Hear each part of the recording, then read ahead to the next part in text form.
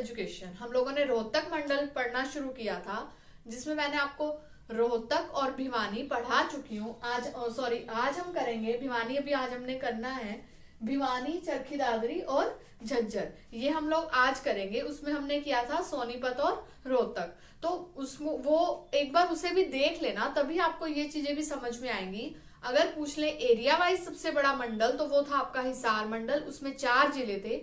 But अगर जिलों के अकॉर्डिंग पूछ लें तो सबसे बड़ा आपका है रोहतक मंडल, जिसमें आपके कितने जिले आते हैं? 5 जिले। तो भिवानी के बारे में कुछ बेसिक सी बातें सुन लो। सबसे पहले तो पूछ लेते हैं भिवानी बना कब? तो 22 दिसंबर 1972 को ये बनाया गया। और आईने अकबरी, जो अकबर की बुक है अबुल फजल ने लिखी थी, उसमें भी आपको भिवानी का जिक्र मिलेगा। देन हरियाणा का काशी भी किसे कहते हैं? भिवानी को कहते हैं। क्यों? मंदिरों की अधिकता होने के कारण हरियाणा का काशी किसे कहा जाता है? भिवानी को। देन मंदिरों का शहर भी भिवानी, धर्मार्थ न्यासों का शहर भी कौन है? भिवानी। पहली कपड़ा मिल, जो आजादी से पहले ही टेक्सटाइल की जो मिल लगी थी, वो भी आपके कहाँ लगी थी? हरियाणा के भिवानी में। कब? 1937 में। Board of school of education of Haryana, जो कई बच्चे सीबीएसई के एग्जाम देते हैं, कई हरियाणा बोर्ड के एग्जाम देते हैं, तो जो हरियाणा बोर्ड का जो बोर्ड है, वो भी जो स्कूल है वो आपका कहाँ पर है? भिवानी में। Then technology institute of textile and science, इसे ध्यान से समझो। टेक्सटाइल कपड़ों को साइंस से रिलेट करके एक इंस्टीट्यूट बनाया जाता है, वो भी आपके कहाँ पर है? भिवानी में। क्या नाम है? TITS, technological institute of textile and science. Next, Shyamsar Sarovar आपको यहाँ पर मिलेगा। पर्यटन स्थल यहाँ के कौन कौन से इंपॉर्टेंट है? गौरी शंकर मंदिर, हरिहर मंदिर, बाबा मुंगिया मंदिर, तो शाम के पंचतीर्थ, पीर मुबारक शाह दरगाह और रेड रॉबिन। ये सारे के सारे आपके भिवानी के इंपॉर्टेंट फैक्ट्स हैं। अभी हम जब आगे और फर्दर चीजें डिस्कस करेंगे तो भिवानी से ही रिलेटेड और भी बहुत कुछ आपको मिल जाएगा। तो अभी सिर्फ ये बेसिक पॉइंट्स याद रखना।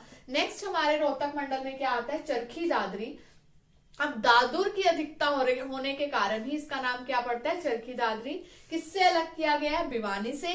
तो दादुर किसको कहते हैं? मेंढक को। मेंढक की अधिकता यहाँ पर ज्यादा देखी गई, ऐसा कहा जाता है। देन कब अलग हुआ? 16 नवंबर 2016। किसी किसी बुक में आपको ये डेट मेंशन नहीं होगी, सिर्फ दिसंबर 2016 होगा, 1 दिसंबर 2016। तो अब जो है विकिपीडिया पे आपको मिलता है 16 नवंबर 2016। किससे अलग किया जाता है?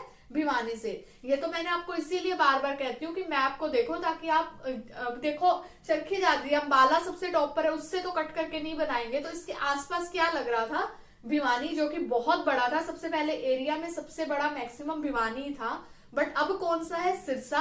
क्यों? क्योंकि चरखी दादरी को इससे अलग किया गया था। अब पृथ्वीराज चौहान का संबंध भी, जब हम प्रसिद्ध पर्सनैलिटीज व्यक्ति करेंगे हरियाणा के, तब मैं आपको पृथ्वीराज चौहान के बारे में बताऊंगी। एक हिस्ट्री का ही एक इम्पॉर्टेंट कैरेक्टर है। कौन? पृथ्वीराज चौहान।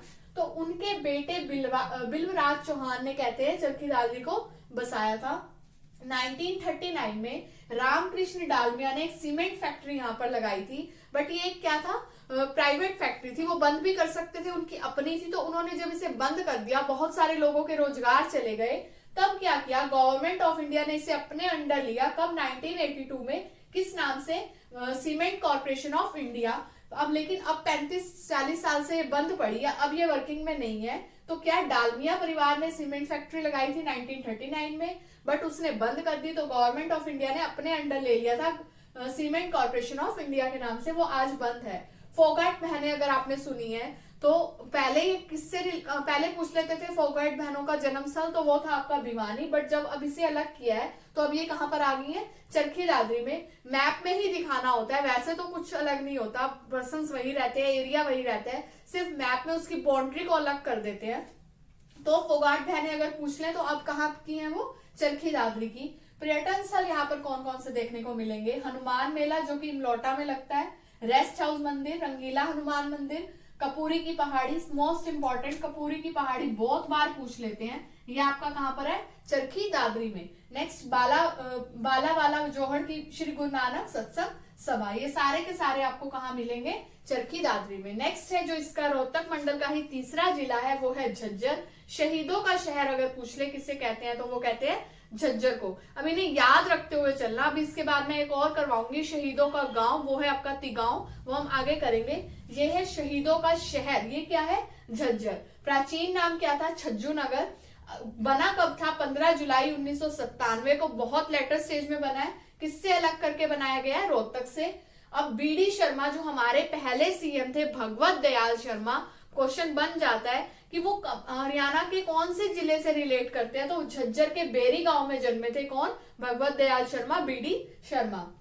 सबसे बड़ा पशु मेला वो भी आपको झज्जर में मिलेगा। कहां पर? जहाजगढ़ गांव में। नेक्स्ट, सबसे बड़ा बस स्टैंड अगर पूछ ले, हरियाणा का सबसे बड़ा जो बस स्टैंड है वो भी आपका झज्जर जिले का है। अब अगर आप मैप में लोकेशन को देख पा रहे हो, एक बार फिर से मैप को देख लो, इसमें आपको दिख रहा होगा कौन सा? रोहतक मंडल। मैंने आपको दिल्ली स्टार्टिंग में ही बताया था, दिल्ली जो है हरियाणा के 4 जिले दिल्ली को टच कर रहे हैं। कौन कौन से? सोनीपत, झज्जर, फरीदाबाद और गुड़गांव। अब आप देखो, जो झज्जर है बिल्कुल दिल्ली के जड़ में है, तो क्या होता है पता ही नहीं चलता कि हम लोग दिल्ली में हैं या हरियाणा में हैं। तो यहीं पर एक जगह है बहादुरगढ़, जिसे हम कहते हैं गेटवे ऑफ हरियाणा के नाम से। किसे जाना जाता है? बहादुरगढ़, बिकॉज ऑफ दिल्ली की कनेक्टिविटी के कारण। नेक्स्ट, यहाँ पर पर्यटन स्थल कौन कौन से देखने को मिलेंगे?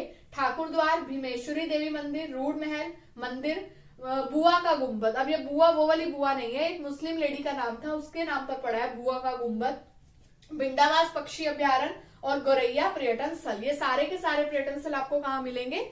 झज्जर में।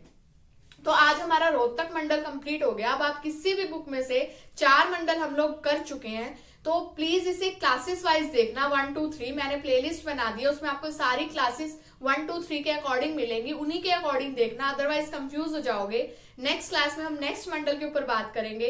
तो ये किसी भी बुक में से आज चारों मंडल को अच्छे से प्रिपेयर कर लेना। एंड अगर मेरी वीडियो अच्छी लगे तो इसे लाइक जरूर करना, साथ ही मेरे चैनल को सब्सक्राइब करके बेल आइकन पर प्रेस कर देना for latest update. Thank you so much for watching.